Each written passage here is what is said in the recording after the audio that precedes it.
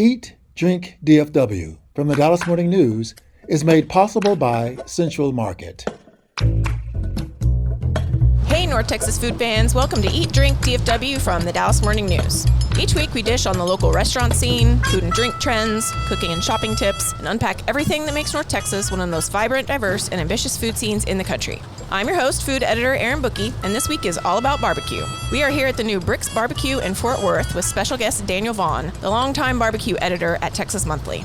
We'll talk about why Fort Worth is a barbecue hotspot, the evolution of Texas barbecue, and what he eats when he's not eating barbecue, if that's even a thing. It all gets started right after this. Central Market is really into food, like fish flown in so fresh it still has jet lag into food. Our sourdough starter has been around since grunge was a thing into food. We're talking more prime cuts than a greatest hits album into food. Central Market is really into food. If you are too, then we're the HQ for you. Whether you're a make every recipe in the cookbook foodie or a my favorite recipe is reheat type who just digs the delectable, no place makes every day more delicious like Central Market. Really into food. Shop now at centralmarket.com.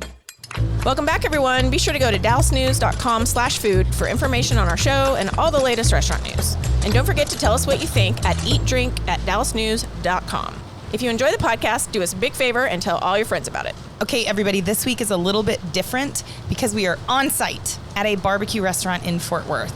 Yes. Our esteemed guest, Daniel Vaughn, is here with us. And we're sitting outside in beautiful Fort Worth. We can finally sit outdoors. And we have a plate of barbecue in front of us. We're going to talk about Brix, and we're going to talk about the state of barbecue in Fort Worth and in the entire state of Texas. And during it all, mark my words, we will eat, because that's kind of what we do here. Yeah. Daniel, welcome to the pod. Oh, it's great to be here. Okay, so I want to start with those beef burnt ends. Yes, the beef belly burnt ends. It's their take on the famous pork belly burnt ends, made so famous by Heim Barbecue here in Fort Worth. You know, at Brix, Trevor Sales, the owner here, he really just wanted to create his own signature item when he first opened the trailer. Now we're here at their brick and mortar, as they call it, their bricks and mortar. I like it. Eye roll. And then, so of course they still have that, but they also have added several more things to the menu too. Okay, so hand around some of those beef belly burnt ends. Yes, these are delicious. They're Like- smoky, they're crunchy, they're sweet. Sticky? A little sticky, yes, indeed. Get your paper towels out. But you know, there's plenty here that's gonna make your hands dirty too, like the Funky Town chicken sandwich, another one of those things that they had over at the trailer that they have brought here. I haven't had a bite of one of these yet here at the new Brix, so It is I don't know. Is it gorgeous. safe? Is it safe to take a bite now? Do that. Yeah. Okay. That sandwich is gorgeous. It is dripping with like a white ranch style sauce. Do we know what kind of sauce that is? They call it their dank sauce. Dank Dank? sauce. Like with a K Yes. on the end? Dank with a K, yeah. I don't know, it's like a mix between chimichurri and ranch. It's got some heat to it. To describe it doesn't make it sound very good, but when you eat it on a sandwich, it's fantastic. They put the same sauce on their burger. Oh, I just got into those beef burnt ends. Ooh-wee. Those are delicious. They're candied and they're sticky and they're really good. I've got them all over my fingers, which is the whole point. I'm into that. I need like 10 rolls of paper towels for these. We do have a single roll. I feel like I need it might more. work with the four of us as we eat.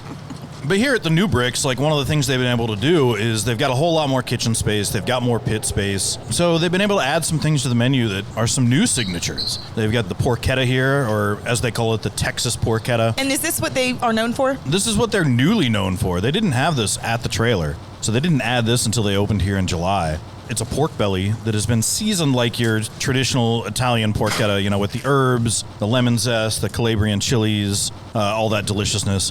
And then it's rolled up and smoked and then sliced thin. So it's great, you know, to eat with your hands or to eat on a sandwich. And then the other thing that's really off the wall, like for a barbecue joint, is, you know, barbecue joints are always looking for some way to use up leftover brisket, right? Or brisket trim.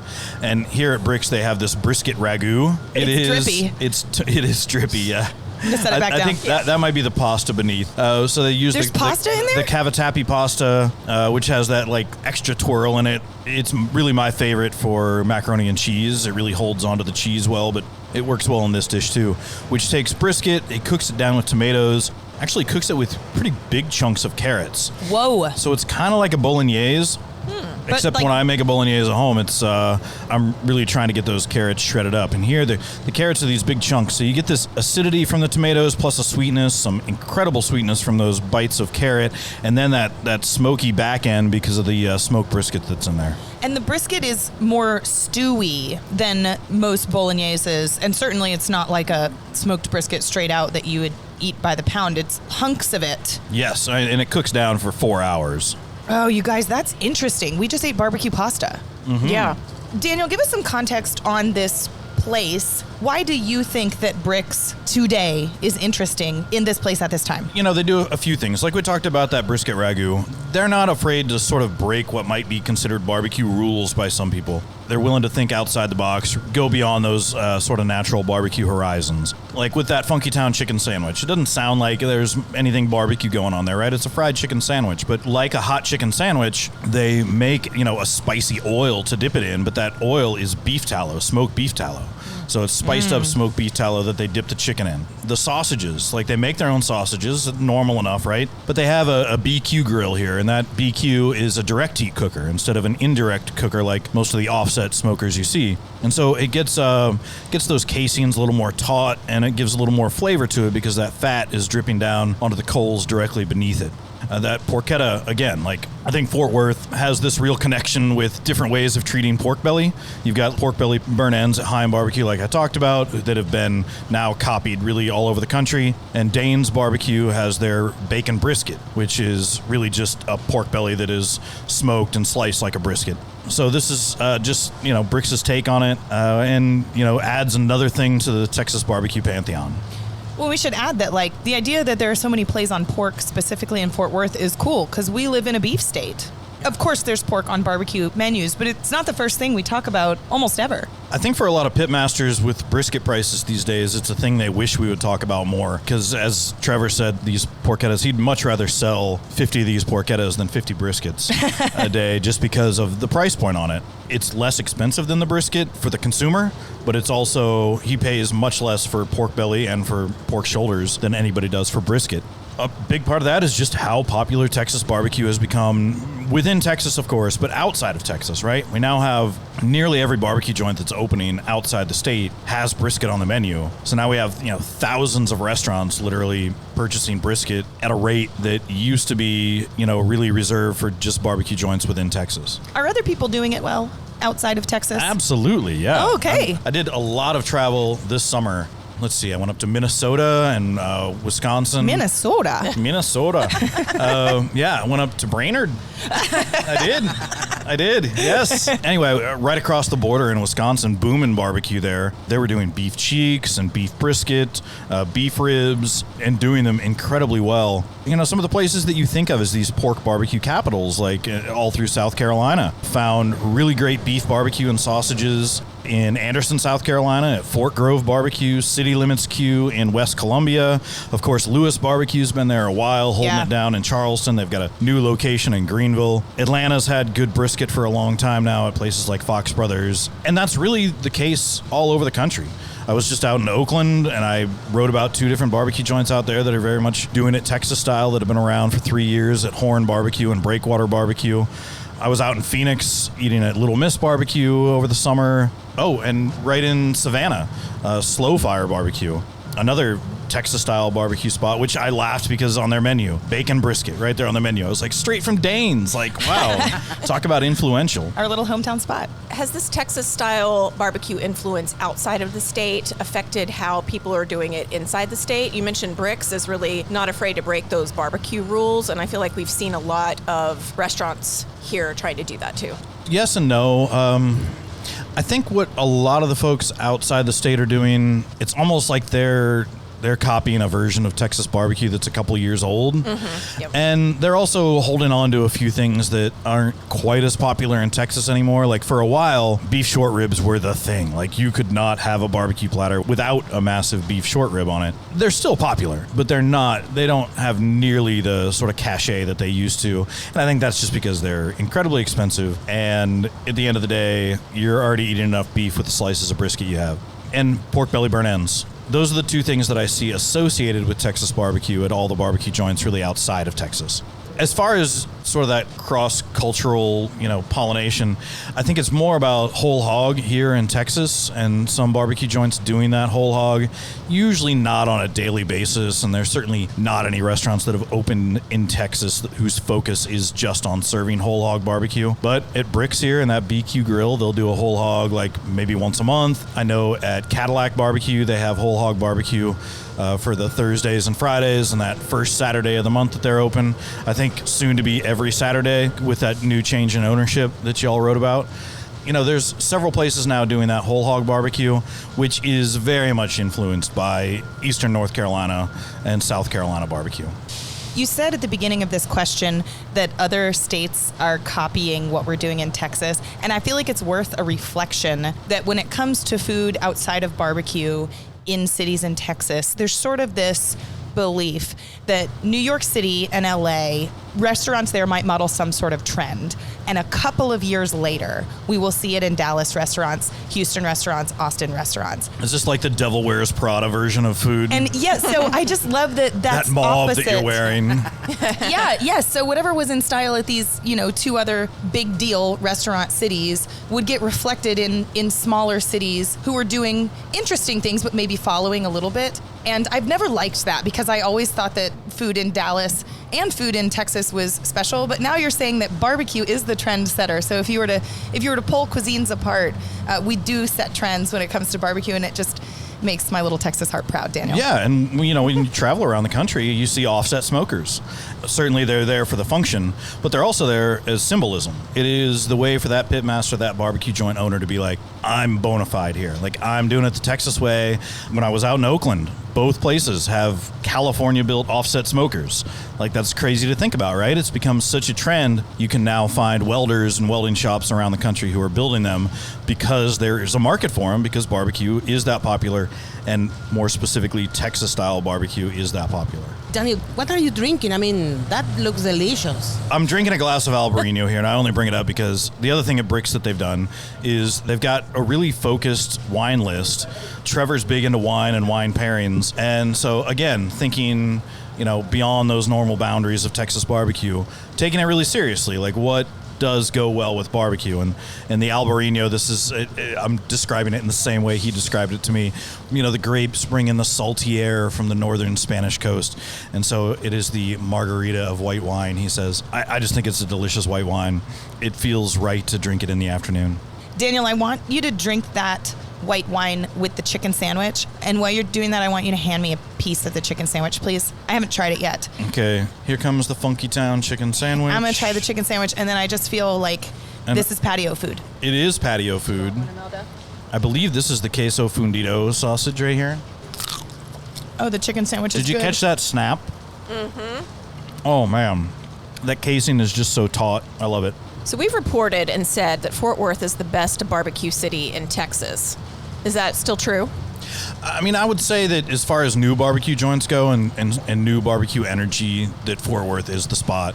For a long time, Houston barbecue really talked about like the places within Houston, and it's like, oh, you go out to Pearland to Killins, and it's not really Houston. You go up to Spring at Corkscrew, it's not really Houston. But then they realized that if they just are more inclusive of those suburbs, then they get to say that Houston barbecue is better than everybody else. And so, yes, I think it has more diversity and just more great places in total. But in Fort Worth, you have Heim, which I think really set the precedent. Now they have several locations, even headed over into Dallas. Smokeaholics Barbecue. I was just up at Panther City Barbecue before this, and they've come such a long way from that barbecue trailer. They took over the bar that was next door. Now they've got the kitchen inside. You order inside. No more standing out in the heat to get your order. Oh, I haven't been there since they changed that, Daniel. That's a good tip. Yeah, well, go tell Chris happy birthday, one of the owners over there. It's his birthday today. Oh, great. And then you've got Dane's Barbecue, or at least for a little while. I mean, they're going to be moving out of town. Cousins Barbecue really just revamped their entire menu, bringing on like a new school version of everything they've been doing. And then Goldie's Barbecue, number one barbecue joint in the state. Your number one barbecue joint in the state. as of your list. The number one barbecue joint in the state. Fight. Yeah. Oh, so are you referring to this new top 50 that just came out from Southern Living magazine? Well, yes, we should say Southern Living said that Snow's in Lexington, Texas was the number one barbecue joint in the South. Absolutely worthy. I mean, as long as Southern Living says that the number one barbecue joint in the South is in Texas, then they're accurate. Then we're good. But I don't think that Goldie's made it onto the list, Daniel, until number 9 in the South. That's okay. Which is arguably incorrect. Everybody's got a right to be wrong. And so you've talked a little bit about how Texas barbecue has evolved over the years, and everyone's just kind of copying us now. How else have you seen Texas barbecue evolve? I think one big thing is really just allowing the world to come into Texas barbecue. Lots of different immigrants who are opening up barbecue joints that they're really melding their cuisine with the smoked meats of Texas cuisine. I mean, not far from here, we have Smoke and Ash in Arlington doing Ethiopian barbecue. Really the only Ethiopian smokehouse that I know of in the world. KG Barbecue down in Austin doing Egyptian barbecue. Curry Boys down in San Antonio with Vietnamese and South Asian influence. Koi Barbecue in Houston, Vietnamese. Blood Brothers Barbecue, Vietnamese and Chinese. And then, of course, you've got Tex-Mex Barbecue, which Panther City here in Fort Worth is an incredible example of. I just had their smoked brisket carne asada as my third barbecue meal today. This is my fourth. So I won't call this a meal. I'm just snacking here. But I guess I was just snacking on the carne asada as well. But it's fantastic. And just one of the few things that they have on their menu that has that real Tex-Mex barbecue vibe to it. So speaking of Tex-Mex barbecue, Imelda, you have a surprise for us today, right? Yes. I'm sure Daniel has tried every single type of barbecue in the world, almost, right? But I have a surprise for you. Ooh, okay. As you know, we Mexicans love our chilito verde, our pepper. So I don't know if you have ever tried your barbecue with a serrano pepper. Oh, so we have raw serranos Yeah, here. And raw you have serranos. 5 of them. Excellent. Yeah. We can all eat them together. I think we will, really. Okay. Yeah. You have to try the barbecue and then, buy the chile. Imelda, Okay. you go first. Show us what we're sure. doing. My mom always goes to places where there are not salsas or pepper or anything. So in her purse, he carries a napkin like this one with some chiles. Okay. This Her is mom a sounds Mexican awesome, way. doesn't she? Well, yeah, this is not a roasted serrano. This is not a grilled serrano. This is not a pickled serrano. This is just a straight up raw serrano. And so we're all going to, I guess, take a bite of barbecue first. Yeah. And then a bite of this. Serrano. Okay, Yeah, go excellent. ahead. It's good, right? It is good. You know what? These are not very spicy, I think.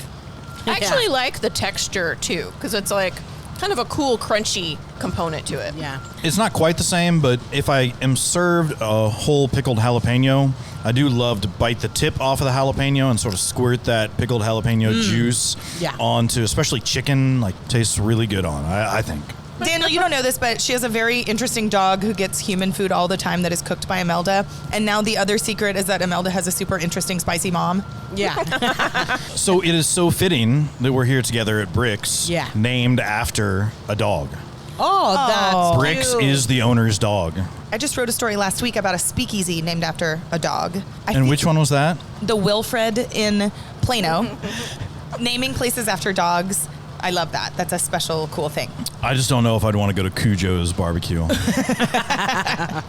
Fair enough. Thanks, guys. We're going to take a little break, and then we'll be back to talk to Daniel more about what it's like to be a barbecue editor. That's right after this. Central Market is really into food. Like when we say cheese, it's in 12 languages into food. Butchers, bakers, and sushi roll makers into food. We're talking so obsessive about quality you can shop blindfolded into food. Central Market is really into food. If you are too, then let us turn your shopping list into a treasure map. Get inspired, get adventurous, or just get a chef-made dinner when you've got more taste buds than time. No place makes every meal more amazing like Central Market. Really into food. Shop now at centralmarket.com.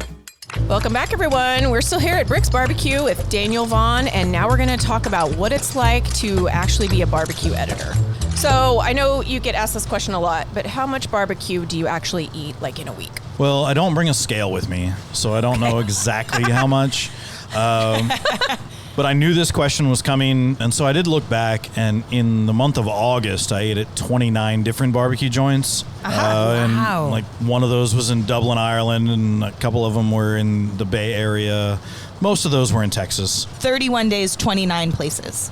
Yes, and some of those are bunched up, right? So what's it like to be a barbecue editor? Well, you get an invitation to come do a podcast interview at Brix Barbecue, and you're like, okay, well, what can I do on the way over there? Well, I can stop at Moss Coffee, which is run by the same folks as Zavala's Barbecue, and I can get one of their breakfast tacos. And then I went up to Local Craft Barbecue in Newark, Texas, for my third visit there to do a little tiebreaker. Like, is it as bad as the first visit or as good as the second visit? The good news is it's as good as the second visit. So I'll write a review about that place. Very embarrassed that I had not seen the new Panther City Barbecue. I stopped by to say hello to them, and then I did an interview in my car on the way over here. So glammy. And then I met y'all. Oh, I did an interview at home before I left to go to Zavala's as well. So that's what it's like to be the barbecue editor. So sometimes the barbecue editing involves just speaking on the phone and not food in face. Speaking on the phone, yes, and if I could use this as my cry for any of the pitmasters that I'm talking to, like, try and keep it brief. These are 1,000-word articles, and if we talk for an hour, I have to go through an hour's worth of tape. No, I'm kidding. I do want the full story. I, for a long time, tried to take notes as I was talking to people, but that meant I didn't listen to them. And so now I just record it all, have a full-on free-flowing conversation with them, and then go back and go all the way through it and pull out all the quotes and all the facts that I need for the next story. But that is, for an hour-long interview, that takes about 90 minutes to go back through. That's a big part of my job as well, because when I first started as the barbecue editor, it's been 10 years now, so much of the stories that I wrote about restaurants were about the food and really just about the food. And now I don't write a story unless I can write about the people behind it, what their motivations are, and also why they wanted to get into barbecue in the first place. So I really want to be able to talk to people about that before I write a story about a place. That's awesome. And food is also so experiential. So, not just what's on the menu or even who the people are and what their point of view is, but what does it look like, right? Oh, yeah, okay. What does it feel like? So Scholl Brothers Barbecue in Paris, Texas, who I just interviewed the owner there, they recently took over the place, and like 2 months ago, they introduced the condiment cow from the Condiment Cow Company of Maryland. And it is... Wait, those are like capital C condiment cows? Like this is a company name? Yep. And it is a plastic Holstein cow on the wall that has 4 plastic udders that you squeeze to emit barbecue sauce into a cup. So you go milk your barbecue sauce before you get a side of it. And and that's a really helpful way to make sure that your place is memorable. I thought it was going to be a cow and like the top opened, like a grill, and then it was just going to be like the cold stuff in there. It is utterly ridiculous. Oh my God. Wow. I want to go there now. Exactly. Yeah. Who doesn't want to go squeeze the condiment cow? Yeah. We should remind listeners, Daniel, that you came to us through formerly being an architect. Yes. That's different. Yeah. No condiment cows there? Quite a bit different. Yeah, I mean, maybe if I had designed barbecue joints, then I would have had to specify a condiment cow a time or two. But no, I was an architect at, more recently, Good Fulton and Farrell in Dallas. I worked as an architect for 12 years before starting this job. Do you miss it? No. Was barbecue like a calling? Like, what happened there? I had a barbecue blog, and I did that while I was an architect, and I really just spent my nights and weekends on that blog. And the Texas Monthly came to me because they were doing a barbecue app, and they wanted to populate it with more reviews than what they had in their most recent top 50, and they wanted to use, or at least have access to all the reviews from my blog. And so we signed a contract. They paid me for that, but part of the contract stipulation was I was going to be part of the 2013 top 50 barbecue tasting team. And while I was on that team, I was researching for my book that came out in 2013, Profits of Smoked Meat, and I just got with Jake Silverstein, who was the editor-in-chief at Texas Monthly at the time, and said, I think it'd be a great idea if you had somebody write about barbecue full-time, and I think it should be me. A few months later, I had a contract signed with them and became the barbecue editor and quit my job in architecture, and I haven't looked back since. I think it's worth adding, too, Daniel, that you were one of the few experts in the state about barbecue because you ran that blog. Like, I was a journalist and was a reader of your blog from the beginning. A lot of us watched you create that expertise just as a hobby. And I'm sure Texas Monthly looked around and realized that there are a lot of people in this state who love barbecue, but there weren't near as many who were documenting it. You know, another reason why you seemed like an easy fit is because you had the paperwork to show that you knew more than the rest of us who were also standing in line and then not documenting it. Well, and people ask how I became the barbecue editor, and I say it almost as a joke, but it is the truth. You have to eat a lot of barbecue. Like, to really be able to form opinions about something, you need to eat a lot of it, right? And if you decide to go the route of being like a generalist and, you know, maybe you aspire to be the food editor, the dining editor for the Dallas Morning News, well, you have to know a lot, or you should know a lot about lots of different kinds of food. And so the one thing I did, which I think was pretty rare at the time and now is really the way that people go about it normally if they want to write about food, is you pick a specific subject and you become a real expert in that one subject.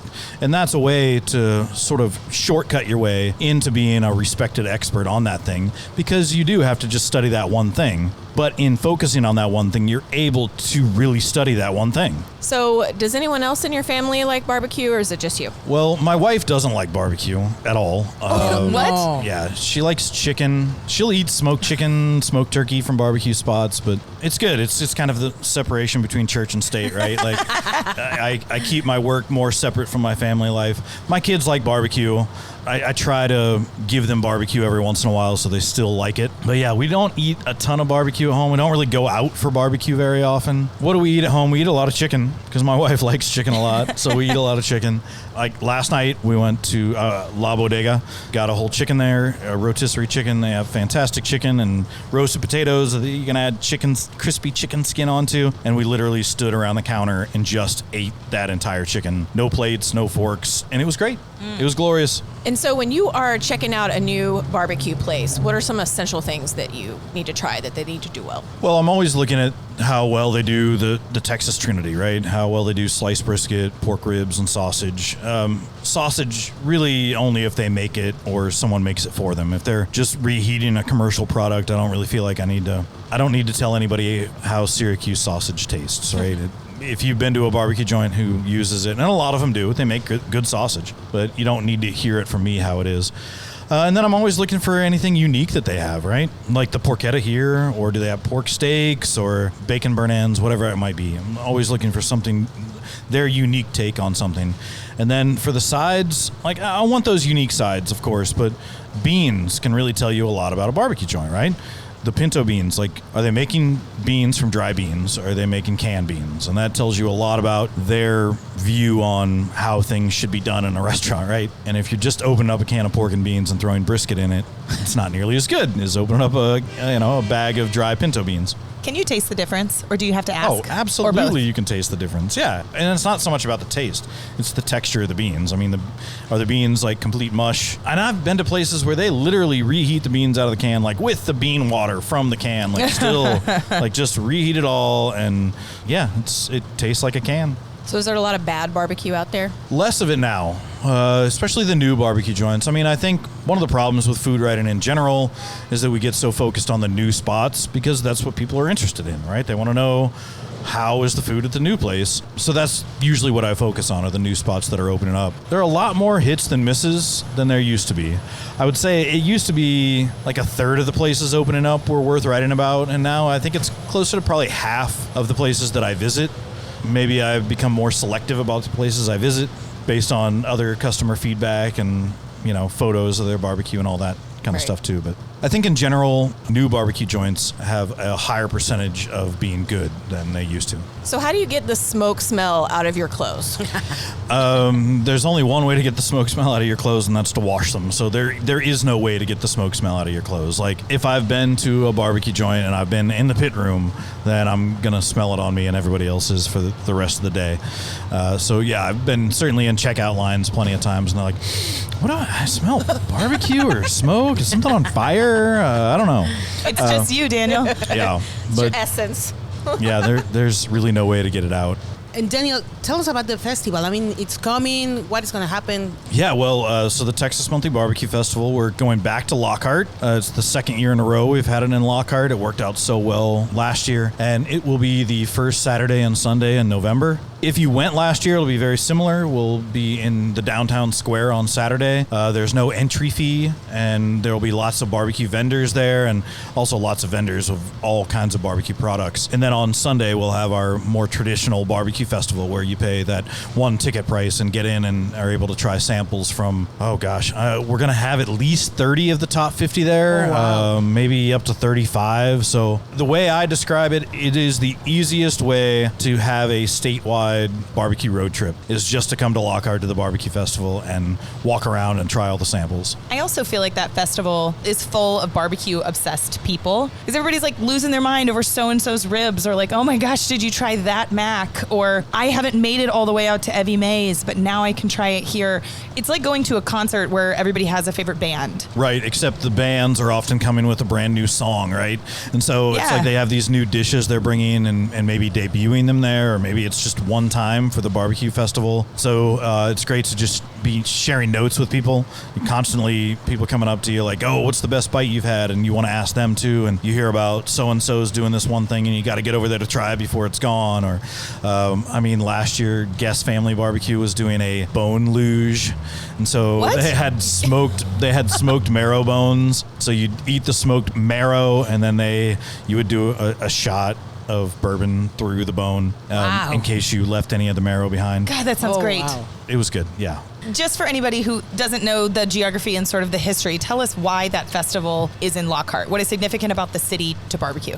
Lockhart is the barbecue capital of Texas, and it's not anybody's opinion. The state legislature has deemed it so since 1999. Yeah, it is 45 minutes southeast of Austin, really pretty much straight south. And it's this great small town that has this huge barbecue culture. They have some of the oldest barbecue joints in the state, with Black's Barbecue open since 1932, Kreitz Market open since 1900, Smitty's Market, Chisholm Trail, Terry Black's Barbecue just opened there last year. Can you still get tickets to the festival? Yes, tickets are still available. Just go to Texas Monthly's website, and they're right on there. Well, thank you so much, Daniel, for eating barbecue with us today at Brix Barbecue in Fort Worth. I want everybody to pick their favorite bite, like a lightning round, and we're going to start with our expert.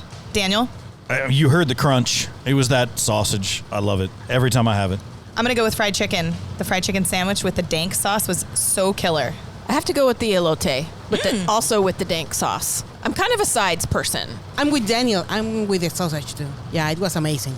Although no one said the porchetta, and it should be said that was like almost a tie for me. It's so salty. And nobody said the Serrano. Maybe the Serrano. Oh, yeah.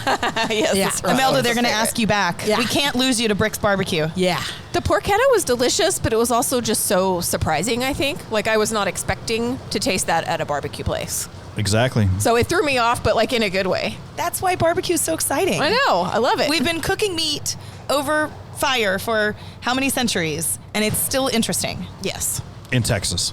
Thank you, Daniel. This has been awesome. Thank you all for having me. And that's all the time we have for Eat Drink DFW this week. Thank you all for joining, and I hope we've made you hungry for more. We also want to hear from you, so share your food thoughts, favorite restaurants, or tasty recipes with us at eatdrink@dallasnews.com. The show is produced by Julie Fisk. To stay up to date on every episode of this show and hear more from our newsroom, just follow the Dallas Morning News wherever you get your podcasts. And if you like what you hear, please rate the show and give us a good review.